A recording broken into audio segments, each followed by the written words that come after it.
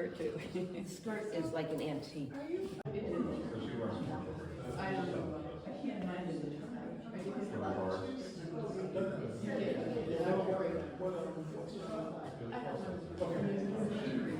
Here we go. Thank you all for coming this morning to hear Joanne speak about her quilts. We were very encouraged with Exhibitions Committee last year. Everybody who applies for a show goes through a rigorous judging and jurying. And when we first saw these, we're like, wow, what joy, look at the coloring, look at everything about it. But then when you read the statement, it became very poignant, like there's a lot more to what you see. So we're very honored that you took the time, you and your husband, to come up from South Carolina. And we're very, very proud of the show, so take it away. Thank you. Thank you for coming out on, I guess it's a Saturday. What I thought I would do, that I tried to think, well, what if you didn't know my work and where it showed up in the world from? There's a couple of influences that I think are kind of, I mean, you can appreciate it without knowing, but I like to share how I came up with the idea of its evolution. So I have some slides, and they're real tiny. I'll just sort of hold them up and hope you can see them, but if not, you can look after. And I don't want to repeat my statement, but there are some crucial bits of information that I began this really, kind of a convergence of things. My husband and I have both partly voluntary, partly involuntary circumstances. We found ourselves both retired at the end of 2019, right before the pandemic hit.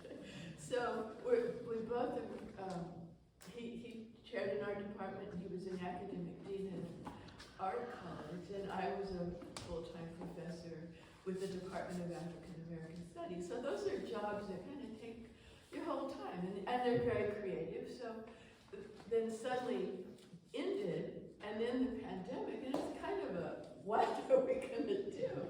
And I thought, well, you know, I always thought when I did retire, I might make art, and we had just moved into a house that had a real nice back sunroom, and I coerced or negotiated the room for myself, and my husband helped me fix it. I had this plan to make quilts. I'm not a quilter. I took sewing in, was it what, 8th grade, as we all had to back then, and I mastered a drawstring apron. So, but I knew I knew what a sewing machine was, but I really liked quilts. Whenever I'd see them, I don't know, in estate sales, there'd be a quilt, and all these women would flock over to where the quilts were. And it always kind of fascinated me how the magic they held for people. And I liked it too, the texture, the idea that someone had it over them and it relaxed them. But I bought the sewing machine March 19th, I believe it was. That was like a week before we were told to stay home. And really at the beginning. Thinking I would try the medium and maybe do little things. And I was thinking of it more as linear, like the stitches. Maybe I'd learn to draw. Which is really silly, because, you know, if we sew, that's hard. But I liked it. I felt in sync with it as a medium. And a couple of pot holders, a table runner. I'll show you in a minute my first two pieces. But as it evolved and I realized I kind of liked doing this, well, what am I going to say? What do I have to say? And I was thinking a lot about the we called it the coronavirus back then, not COVID-19. And I thought comforters, and maybe I'll create a personage, like a saint, but I didn't want to be inspired by my own Greco-Roman traditions. I wanted it to come from another tradition. So I thought a bit about this, and I started making a couple of early quilts. The things I had in mind were such as the Virgin of Guadalupe, who who is more, there is it's kind of a, what do you call it, a syncretism between Mexican and European Catholicism. But I liked how it had been, the idea of it was it evolved not from a European tradition, but it was a Mexican and Indian, Juan Diego, I believe his name is. Look it up, I may have all of this wrong, but that he'd had this vision of Virgin of Guadalupe, and that it was like it was created for that place and time, unlike just accepting a tradition that the Spaniards were imposing. So I like that, and it's kind of in my mind. Are you familiar with the Virgin of Guadalupe? Pretty much. Probably, I hope I didn't get any of it wrong. I'm really sort of surface about my inspiration, but I have always found it interesting. And there's concurrent symbols, roses often, you can see a Mexican flag in this one. Then there was this, I don't know so much about this figure, his name is Shango. He comes from Yoruba tradition, but this was on a fan I bought. God, Charles, was it at the airport? I mean, I saw this somewhere next to nothing in Cuba, and there was Shango, who I'd already kind of studied as had been a subject of African American. But he too had certain symbols. There was a figure of comfort for people. So he was on the mind. And then this one I'm just really very enamored with. I saw a film about this. It's Santa Muerte, or Saint Death. And it's this kind of the patron saint of the truly disenfranchised, at least the film I saw presented like drug addicts and street prostitutes in Mexico City, and really the downtrodden. But they see a beauty in this figure. It's a skeleton, and they make shrines, and in the movie it showed people bringing offerings, and one person was smoking, and he put the cigarette down. There was this tray in front of the shrine with all these cigarettes, and he said she likes cigarettes. but you see how far away from like a traditional Catholic saint this has become, but it serves the people. So that's my thinking, that I wanted to come up, invent something that was going to be like a comforting figure for the coronavirus. We named her Nuestra Dama de la Corona, Our Lady of the Crown. And these are just, I'm really almost embarrassed to show them. These are my first studies, and they're kind of that size, but they're very rudimentary. I'm really working it through, and I don't exhibit these, but I want to share them because it's how I was coming up with what eventually amounted to a figure you could recognize. But they're pretty rustic, naive. I'm not in control of the media, to say the least. Medium. But I was liking gloves. We were wearing gloves at first, remember, and masks, at least I was. We called it the coronavirus, so she gets a crown. I like hearts, so they often had hearts. And these become like the symbols. This was probably, I did about 3 of them, and to me her face is just not the least bit comforting.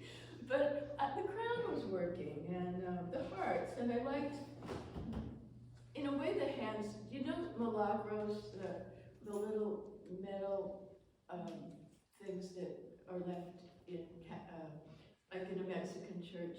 If you have an affliction of your arm, you buy the milagro of the arm, and well, her arms reminded me of those, which as I got better though, I got a little more expressive. So that's where it came from. There's another convergence That's my convergence of thought. And then there's a convergence of thought about what it would be, this figure, Lady Corona, ended up calling her. At the same time, I was really interested and have been for a long time about the spontaneous memorials that were happening, or artwork that was being inspired by, first at Trayvon Martin in 2013, and then this is Michael Brown 2014, how rituals, and here you see roses, and I adopted that. You know, like a memorial ceremony, a memorial where people go and just get kind of community grieving over the loss of this young man.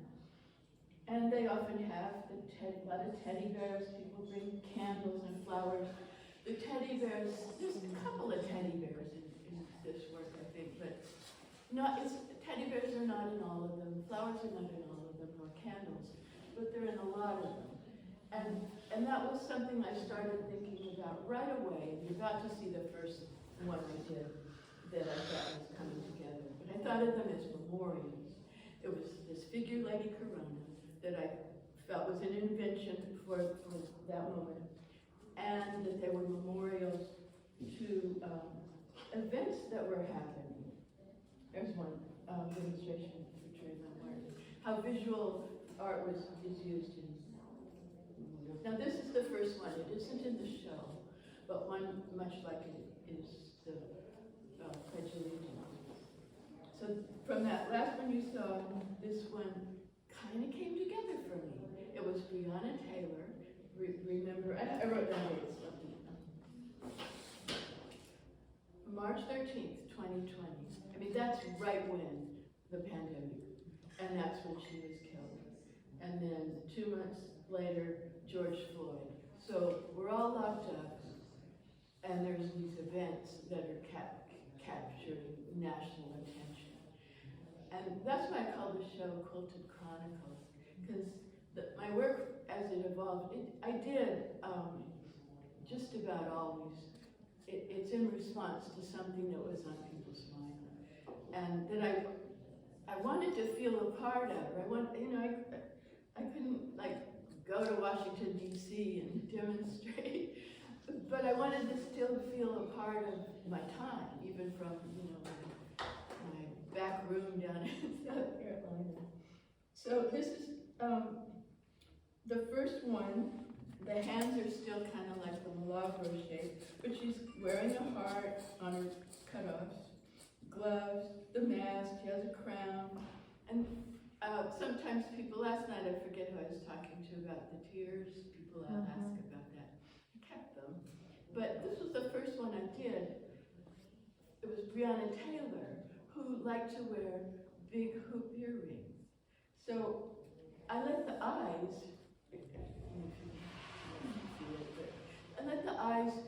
then the same material be part of what became a hoop. And then I liked it. I liked how the eyes could be fluid, and some of them are tears. I mean, they are memorials to people that have passed, so the tears are appropriate. But some of them aren't exactly that, and it became something stylistic that worked for me. I have one more, and then we'll talk about specific work. This one is here, so I'll show you how. This is the second one, but you can see it's still fairly simplified in the figure and in the composition, with all the attributes that I was giving to Lady Corona. And she became, the Lady Corona figure wasn't just like the Virgin of Guadalupe. It's a figure. It's always the same. And you see the symbols. She became an activist, this figure. So that's Lady Corona. And some of the more recent work she's not in. But in this one, it's Lady Corona at a demonstration honoring John L. Lewis after his passing. But at the same time, let me give you the date. George Floyd was killed May 25th. John R. Lewis died July. So it's shortly after. And people were still out in the streets. This is in my thinking, this is Black Lives Matter Plaza there in Washington, D.C. So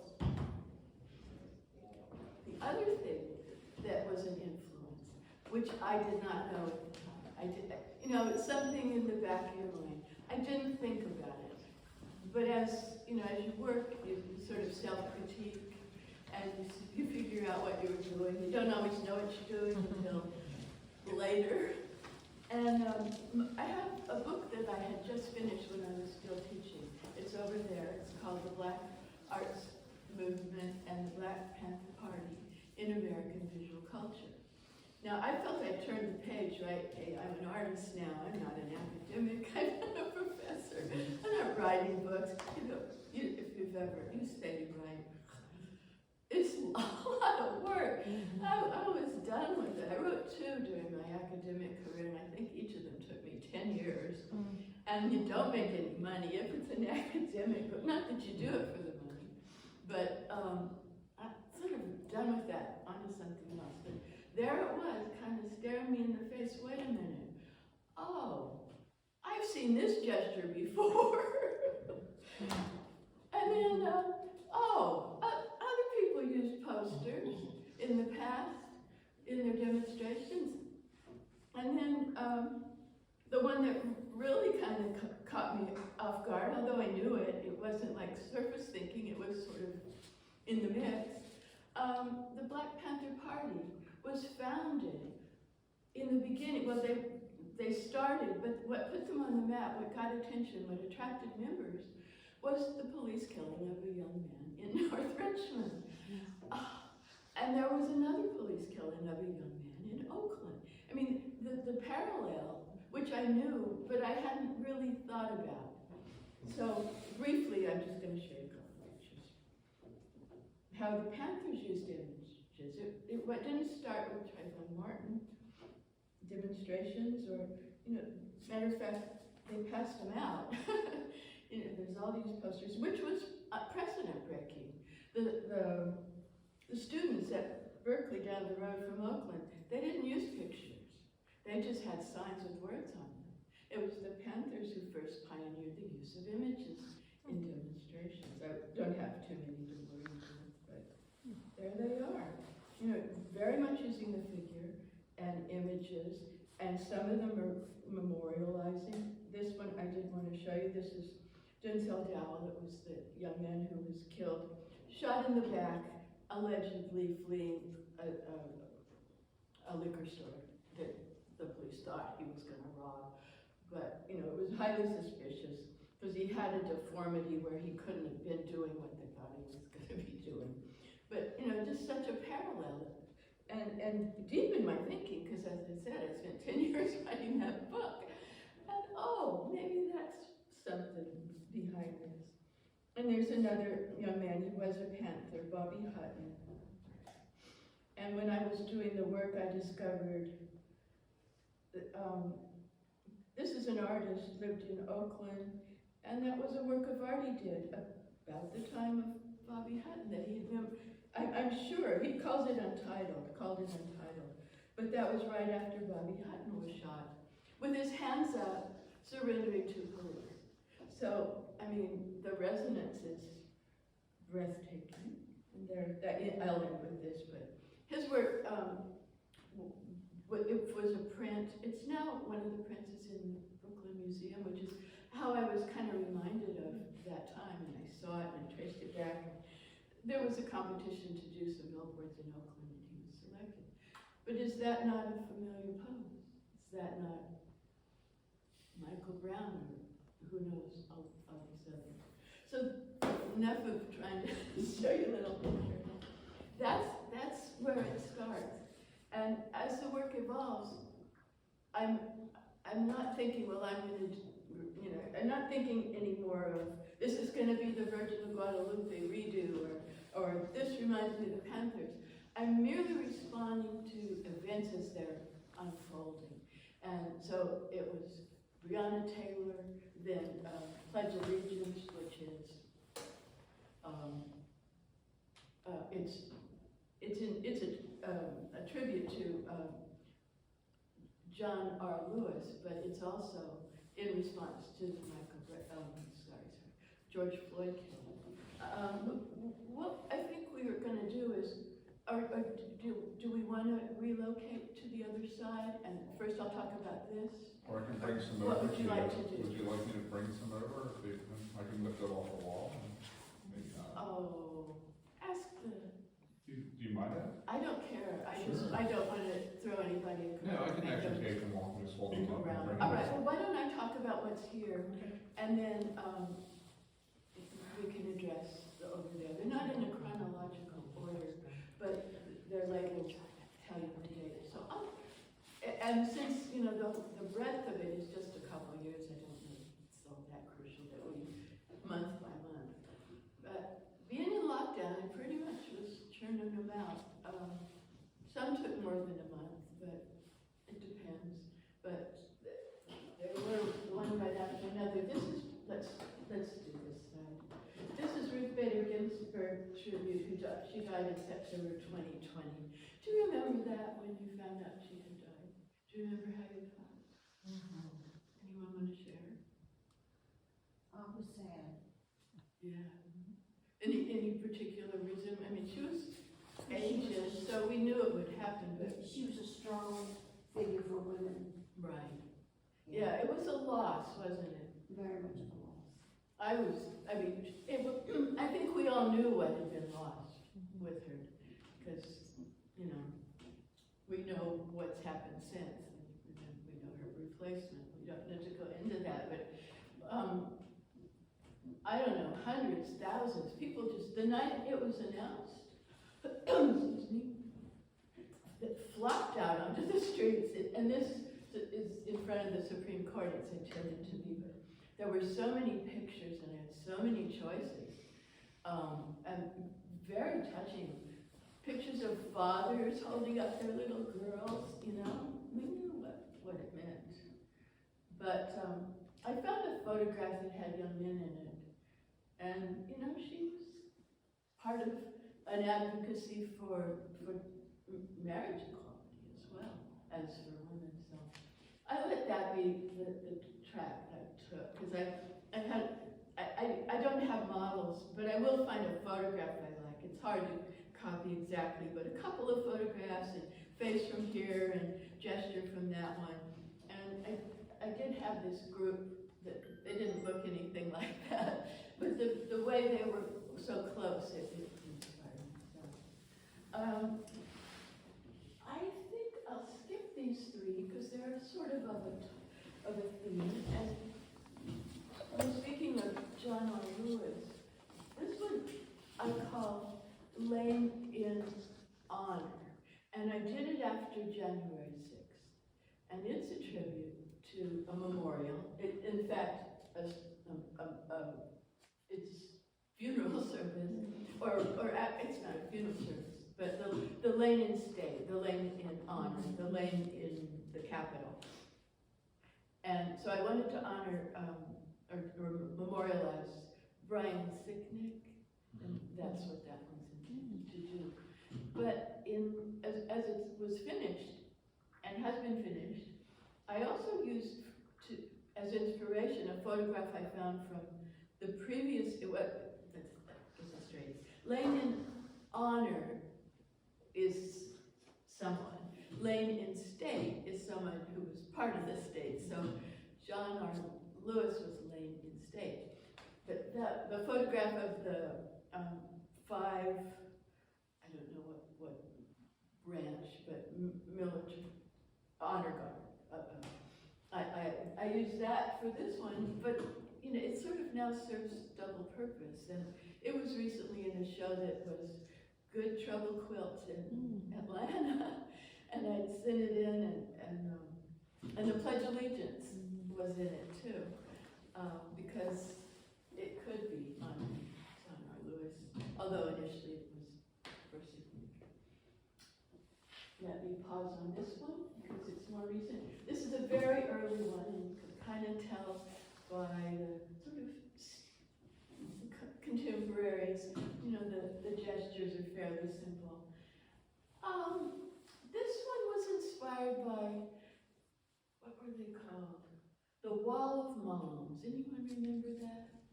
Yeah, I thought it was a really lovely thing. It didn't exactly catch on though. It was in Portland, and mostly young people were demonstrating, and there were like unmarked police squads, unmarked vans. They didn't have any insignia, but they were, the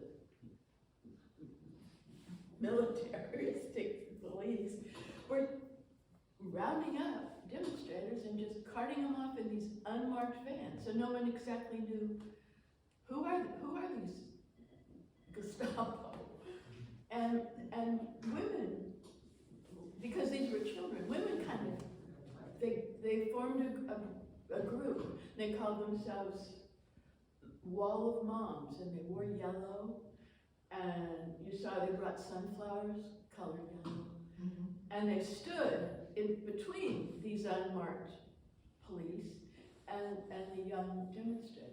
And I was very moved by it. I thought, well, this is how you do it. This is how you do it. Mothers protecting young who have a right to demonstrate and not be carted off. Anyway, so that inspired that one. And this is one of those instances where I insert the figure, the Lady Corona, see the crown and the gloves, has a heart on the crown. And so I had her joining the wall. What did I skip and why? I'm sure you remember during those years,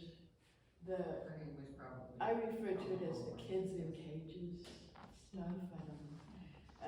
That was what these are. Well, I call them comforters for a fraud era. Like that was a horrible story.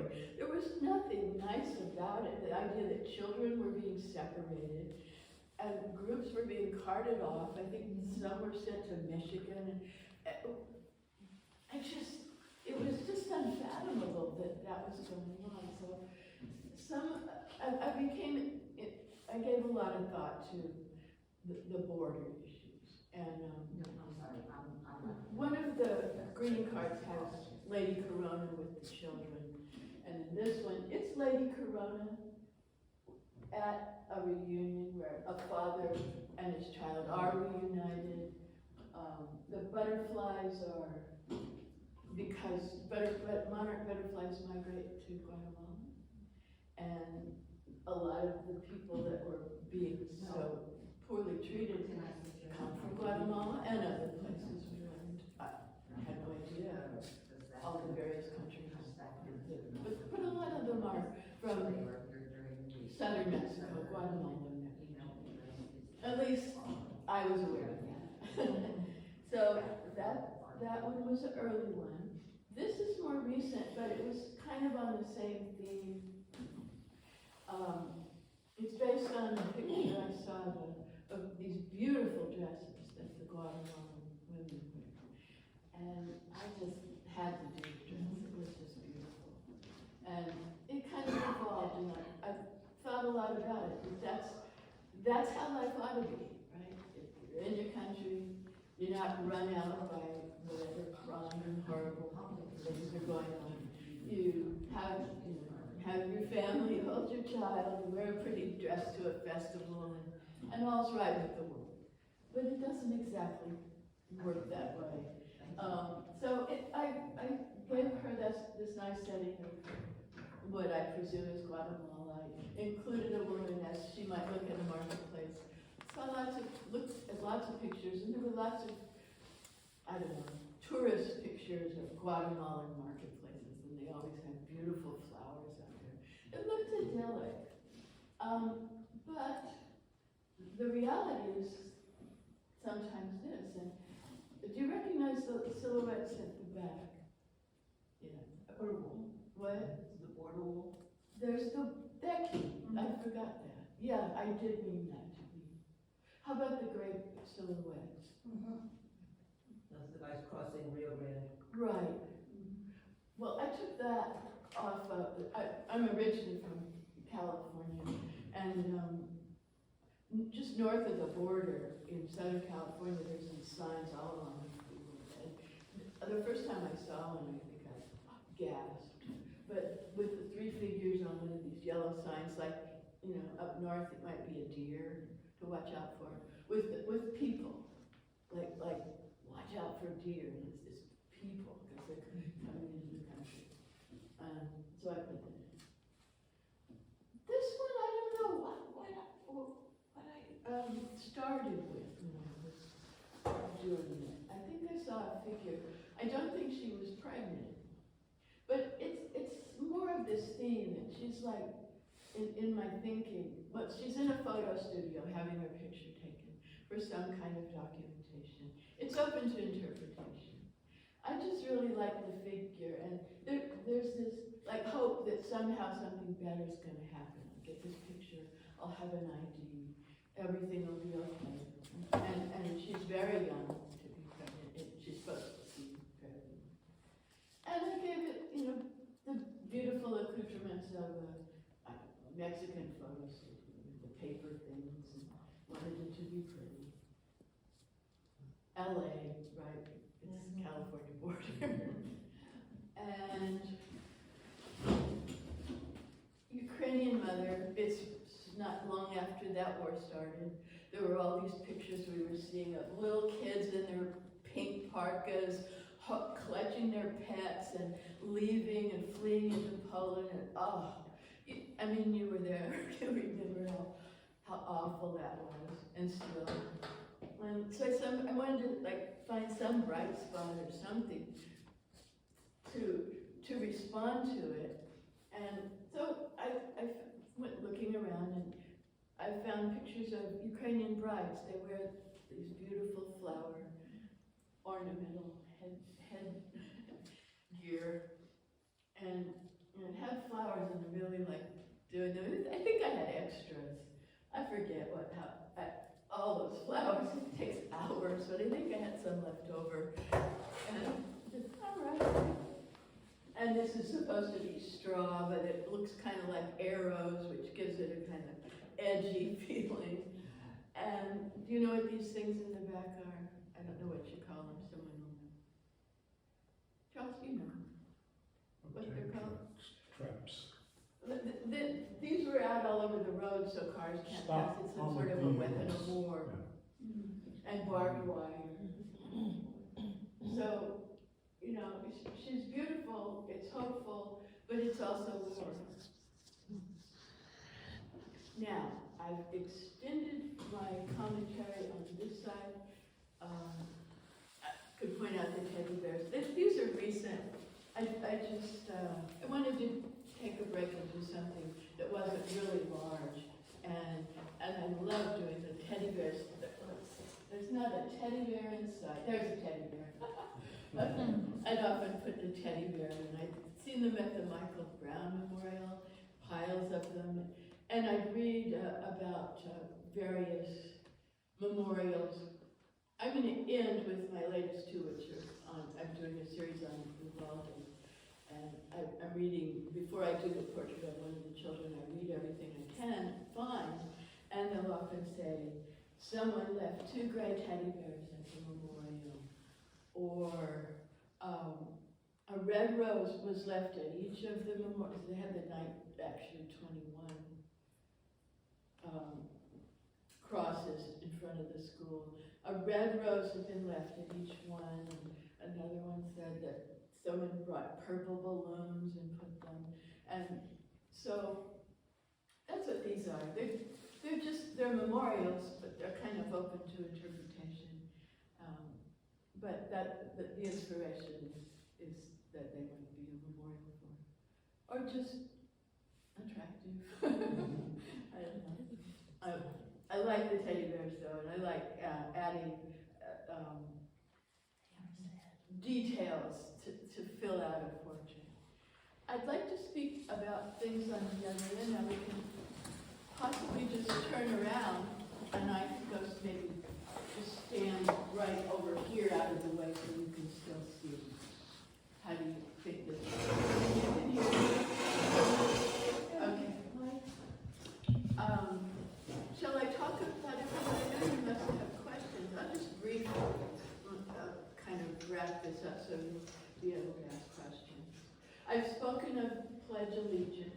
The one in the corner, you can see Lady Corona with an Asian woman, and that was in response to the mass murder of the women at the spas in Atlanta that found very upsetting and wanted to memorialize. This one's very sad. It's right here, so I'll talk about it. More Than Pretty. It's the dreams of 100 girls who are more than pretty come true in Atlantic City, Greenville. Miss America? Yeah. She'd been Miss America, and I need my notes to Christy. I'll have to look. But she'd been Miss America. She's a beautiful woman. I don't know if I do. I don't think I wrote it on, but I can look it up after I have it on my own label. Anyway, I want to get that to you. So she, beautiful woman, had a career in media and just everything to live for. And I didn't know it had been a suicide when I read about it. It just hit me. Oh no, she's so beautiful. And had been Miss America and had this lovely career, lived in New York. I thought I was on the trail of somebody pushed her off the balcony. It just had to be.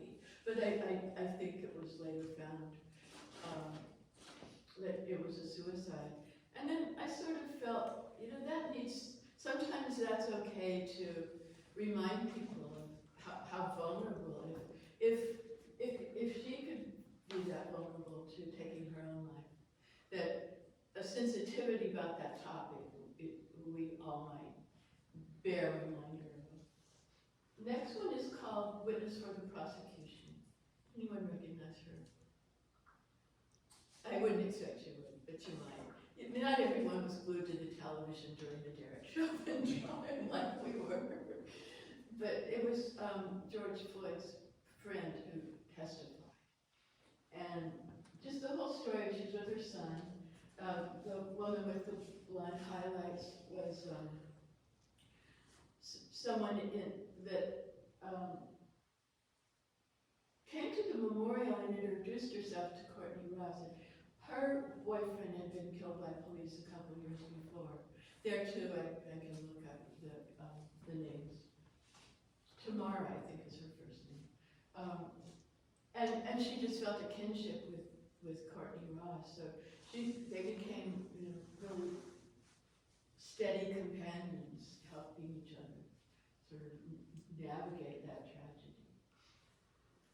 And again, I don't do men very often. I think I tend to feminize them, and perhaps this one had that quality. But I learned about this dog. His name was Patron. He was a bomb-sniffing dog, and the Ukrainians were celebrating him, and there have been T-shirts with his picture on them.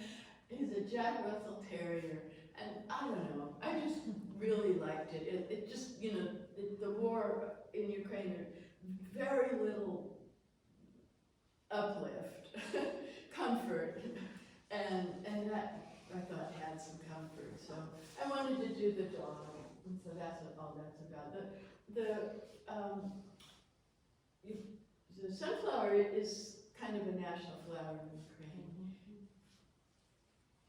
And this is Angela Davis. I quit writing, but there was still one leftover project from when I was a scholar to do an essay on Angela Davis's representation in the media. And I got very deep into that year she taught at UCLA and her relationship with Ronald Reagan via his dogged opposal of her being a teacher there. It wasn't like a real relationship, but so it was, I don't know how I thought that I should do a quilt about it, but I don't about that time I realized, some of this stuff is probably influenced by my research. And it's a photograph she had liked. After she was, arrested,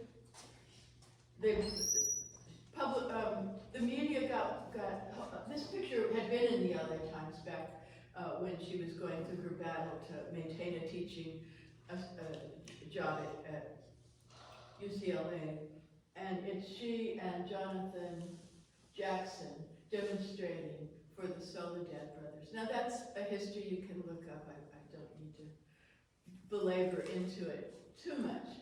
But she was quite an activist with, she spoke to Black Panther gatherings. She was very active with the Soledad brothers. In fact, this is the point where I'm supposed to say, you'll read in my book. They always do in news interviews. They say, well, in my book. So that's all I have to do, I guess. You'll read about the picture that's based on in my book. Another tribute to someone that died as a result of police violence. It's called An Empty Barber Chair in Monroe, Louisiana. Ronald Green, he was a barber. I'm kind of fascinated, doesn't sound like the right way to express that. I find it moving, interesting, worthy of exploration to think about the people that these tragedies impact, right? Ronald Green died. How many people now don't have their barber? Of course, his mother, his father, his significant other, his children, all of these people that when there's coverage.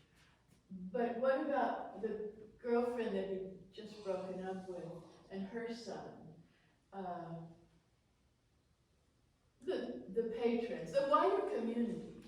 And then even in some of these cases, the wider community was the whole nation was moved by it and upset. Various events that I chronicle, I believe, is the word. So that was the inspiration of that. And that is, again, Lady Corona at a barbershop. It's just like everything is totally dismantled, an empty barber chair. To me, it says it all. All right, my most recent work is a series on Uvalde, and I have done 16 of the children. Some of them have 2 children in them. Mostly it's just a single child.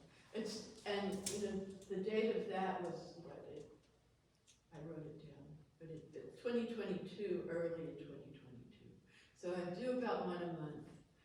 And it is my dream to have all 19 children on the walls in some setting and to be able to feel that impact of it. Those have captions you can read, but I try to find something unique about each of the ones I portray. You can see that the roses, sort of an ongoing symbol of memorializing. This one has the purple balloons. And the Jackie Casares, there was this gorgeous picture of her at communion. It just, I didn't really need to invent. I just thought the beautiful dress, I just wanted to do that. That was the early one. And the 2 children, there's like 10-year-olds. And if you didn't read the caption, I'll just say, the girl comes home from school, tells her aunt, there's this boy in my class and he really smells good. 10, right? Like he wore cologne or something. She's all enamored with this boy. And they become friends. They're 10. It's like your first love. And they text each other every night. Good night, I love you. The parents, rather than, oh dear, they're too precocious, they embrace it. And then the 2 families start having barbecues together, cookouts. The 2 families then become a unit to support the children. So I think I do like to have the label I sometimes have labels on everything, but you don't want to narrow everything down. You leave things to people's own interpretation. But just a couple little tips to personalize each child. That's what the newspaper reporting does as well, if you notice. So, but she wanted to be a veterinarian. She wanted to go to this school, and it just kind of hits you because, well, I wanted to be a veterinarian, right? Or I had a favorite puppy. But just it makes it so universal. So there are going to be portraits, of course, of the children, but also the universality of children that should have those opportunities. So let's have some questions. I think I probably talked too much and explained too much, and now you don't have any questions. I hope not. Hi. You made a wonderful selection of fabric and the colors. Where did you get all this fabric? It's evolved. Anyone who sews and does quilts, they always talk about, how much you acquire. When I bought the sewing machine, I didn't know how much fabric costs. I bought, plain beige, a paisley. I think that paisley was one of the first I bought, and something that was sort of checkered, and I made some pot holders. And then, see, I didn't know I was going to use all this color in the beginning. I thought it was going to be like stitched lines. And then just gradually, well, she needs some, I didn't like the blonde hair. I wanted a darker figure, in a way of, how do I want to say this? I didn't want to have her all narrowed down as tight. So often it's curly hair, and the skin is brown, not white or black, just sort of a middle tone. So I had to go out and find hair. This one, okay, the Pledge of Allegiance is fairly early. Well, I better get something to make a flag, so there, red, white, and blue. I found that bright, pretty color to make the candles. And, you just find, and then there's that. And the next time the candles, I think, have had an additional life as parts of flowers. You see the fuchsia color, that fabric has big areas of fuchsia. Well, the dreams of the mother, those flowers probably came from the same fabric that made those candles.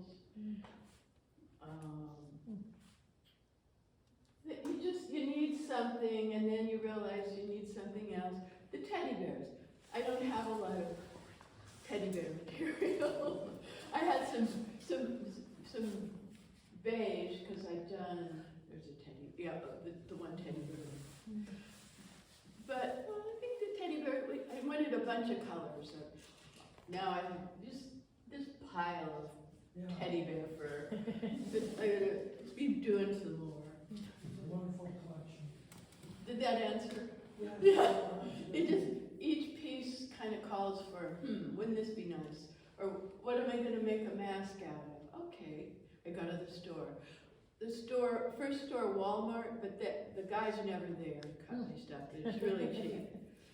And then there's the Joann store, which was an hour and a half drive. But then now there's one 6 minutes away. Death. There's online stores. Go looking for something like, I became really surprised how many people quilt. It's huge, or make crafts or quilt. So there's vast industries supplying this penchant. Wonderful use. Wonderful use of color. Thank you. I have seen you making all of these, and when you were talking about the two children here, the three children, I've seen everything you made. It's going to be difficult for me to see all of them together in a room. Yeah, It's going to be painful. I think so. Yeah. sister, as you were talking about the two children in the story there, Yeah. then I started thinking about, we talked about the ones that you made, and it's just gonna be, I see the power and the impact of these in the room now, but imagine the entire room of those children. It's Yeah. gonna be painful. And I'm almost reluctant to apply for a show of that, but I'm going to, we'll see. Yeah. I'd like it to be interactive.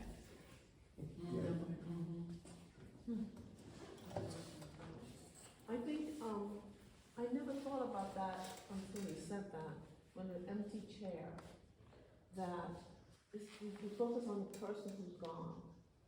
We don't focus on all the people Yeah. who lost this person.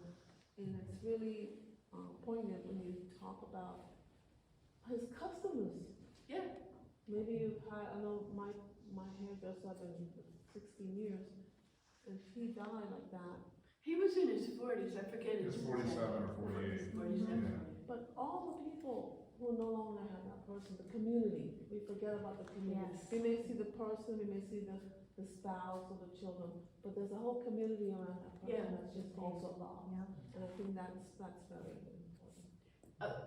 You know, when there's an incident like that, actually that one was 2019, I don't know exactly how I knew about it, but, unlike some that just happen and the news is all over it. But I remember here, I don't know, it's been covered somewhere, and I saw a picture of him, and he was nice looking, I think he had even on a bow tie. Do barbers wear bow ties? But, and then I'm reading a barber, and just something about it hit me.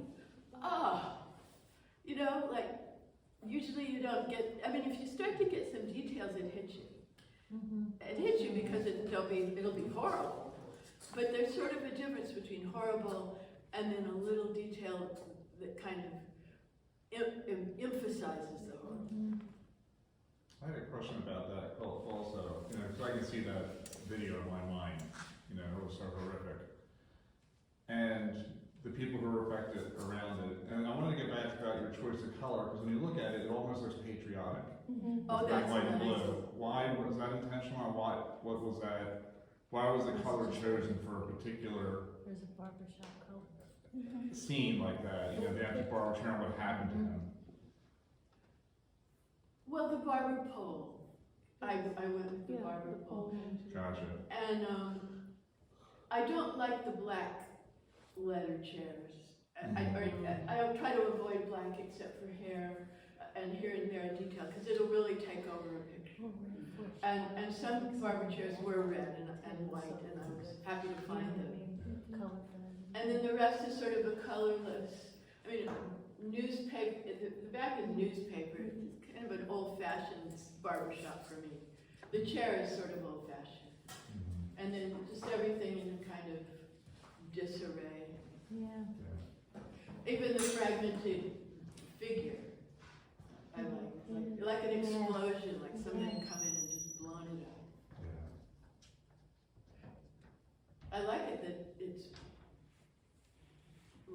kind of subverting the patriotic. Yeah. It's nice.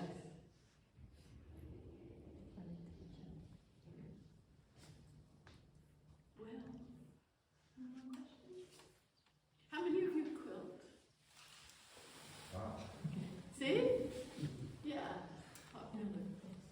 You make art quilt. A little bit of everything. I do. What do you think is the reason quilting has become so popular? Or was it always? I think it has always been historically, Yeah. just based on things I've learned. My grandmother's the one who made quilts all the time. Did you that quilt, is it like passed on skill? No. You took it up later? Yes, very much later. Why? Resisted. What inspired you? Usually what inspires me to learn something, because now I do this stuff, I just see something in life and said, oh, I want to do that. It's as simple as that. Oh, okay. Let's try something that, Challenge yourself. And I guess my answer is like, what's the worst thing that could happen? It doesn't come out. You know, there's nothing lost. So, I come from a pretty artsy family though, so maybe that's part of, you know, I have that creative gene somewhere. You know, and I, like you, I do a mixed bunch. I've done wall hangings, I've done practical quilts, I've done, you know, it just. I've never done practical ones. You do art. I just started out painting fabric and adding to it. I also think too, working here, and GW is also on our exhibitions committee, is also a board member. But within the past, like, I think 15 years, you know, people always saw quilting as, you know, something that you put on your bedspread, you know, or on your bed. And the groups that have come in here have taken quilting to an all new level. It's what I have seen from some shows like the New Image Quilters in Washington. It's just amazing work, and it's almost like dimensional now. So they've taken it to the next level, and I think there's more of an interest now because it has become like an exhibition. It's an exhibition now. It's moved beyond what we always thought quilting was. It's an all new art form, and the artists are just coming up with these ideas with things that hang off of it, or they incorporate twigs into it and leaves and this and that, and you're just seeing how it has evolved, and then seeing this as well. I think there's more of an interest now, and you also see more classes being taught in art leagues for specialty quilting and like specialty designs, and some artists are actually creating their own fabric. Sarah Pavlik and Lewis does all her own dyeing. She does it all, and then she creates her patterns, and then from there she designs her quilts. So it really has come a long way. I think that one of the things I appreciate about your work is that it doesn't take the necessary experience of comfort. It makes you uncomfortable. Yes. And a lot of quilts are designed to be comforting. For instance, we recently had a request for quilts for people in Maui. You know, so whenever there's a tragedy, there's a request goes out, says, give us something for comfort. You know, we can't always give food, you know, like you would take to your neighbor, right? And so there's that side of it too. But for me, I came to quilting after garment sewing for many years. And for me, quilting became the thing I could do with my new sewing machine, just like you. You know, when I finally got a page where I could afford to use a machine that wasn't a hand-me-down. I remember when I bought I didn't know what to buy either. My mother had a Singer, a black Singer in a box. And then she got this table model, which I hated because I wasn't much of a sewer, and nobody could touch it or put anything on it. It's right in the center of the room. And don't put that on my machine. So I was actually not attracted to the medium, but I looked at all the stores in my neighborhood, and I kind of found one mid-range, although it was a lot of money to be spending. I got a Genome Skyline. And A lot of pre-owned machines are made by that company. I don't know if I could use a free. I don't know, I do all my quilting by hand, that's why I have the calluses. But I do have a Breonna. Normally I'd want, you know, to get all snooty and want, you know, the hot one, but I just, you know, it seemed like pearls before swine in the beginning. And then the Genome was even an investment. And now, you know, we're quite compatible.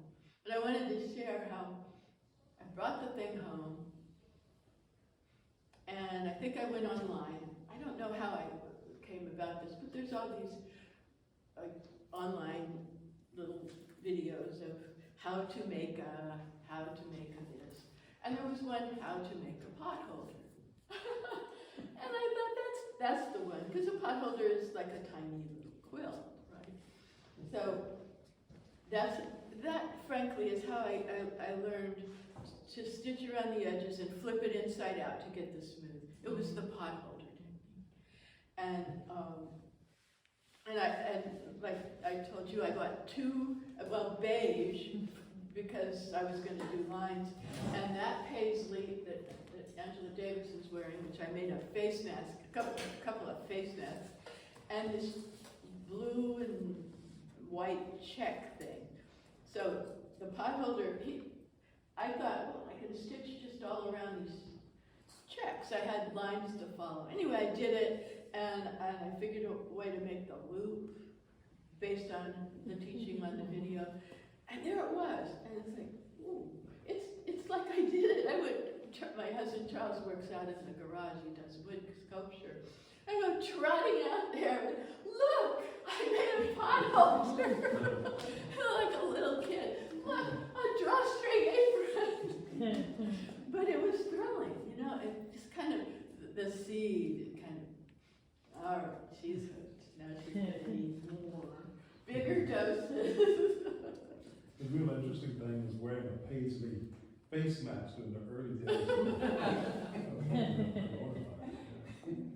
But yeah, from the lowly potholder, then some table runners, placemats, and I don't know, at some point I just went for my first quilt. Oh, no, wall hanging. The blue one. Oh, it was terrible. It was terrible. But I was learning how to flip inside out. I was learning what it could do. It was a woman swimming, and I learned how nice it is. You could do a hand and some shells and squiggly things. It was like underwater with a turquoise background. So, you know, there were 4 before the Breonna Taylor, which looking back, I think that's pretty good progress. I felt that each one was like a little better, and I was growing to really like it. You who sew, and there's really something soothing about it. I'll find, I mean, people dream what they do, but I'll wake up knowing I've been dreaming a stitch, or there's that soothing quality of sewing, and it's just like really relaxing. So, if you don't sew, maybe you want to take it. All right, thank you. I'm open to more questions, but Well, yes. I went to a quilt show not too long ago, and one of the questions, there were such magnificent books, and I wondered, well, everybody was kind of like 60s, 70s, and I'm thinking, how are we going to pass this down to the new generation? And I'm thinking, there's no way in hell, if you have an exhibit of frivolity, and you tell the story, and you put young people in that room, they're not gonna wanna do this. I can't imagine.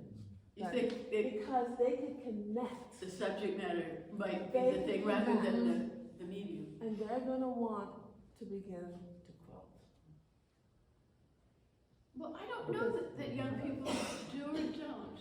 We just don't see it. We But, don't see it. I mean, the youngest quilters are probably in their 50s, maybe. I mean, you may have 1 or 2 or 3 or 4. Thinking- But I'm talking about, if you're talking about people on both sides of the first deviation from the mean, we're talking about the majority of people are. You're right, though. I think So of how the do you picture. get this excitement to the young people who are in their, teens and 20s, and you get that story, those stories with those young people. I mean, Angela Davis resonates with me, Right. Because I saw her at Rutgers, and she was just, a little young person. I mean, that resonates with me. But this is going to resonate with young people who are in their teens and 20s. Thank you. I mean, that's how That's I'm seeing encouraging. it. I could be wrong, but I'll have to see. Yeah, quilting is also very female. Yes, As but one would you'll think. get some men. But there are, yes. Who want to say, but I could tell my story. I could, this is a medium through which I could tell my story, or the story of my community, or the story of my friends, or my story, because they all have a story. Yeah. And people want to find ways to tell their stories. And everybody can't write a book, but they can tell a story through a wall hanging, through, people like that.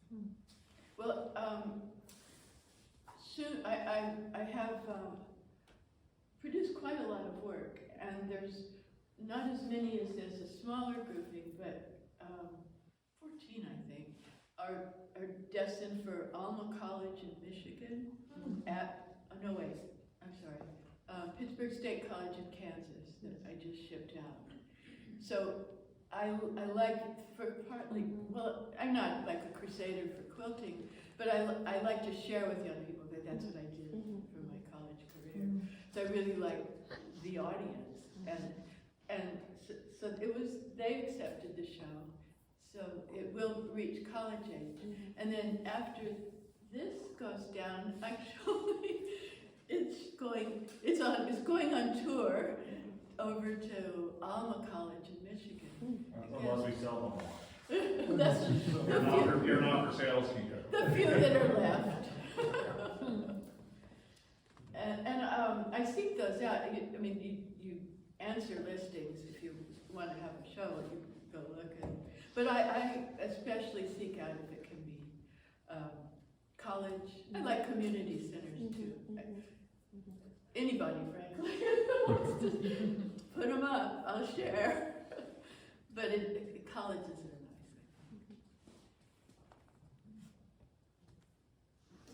Thank you very much. Thank you all.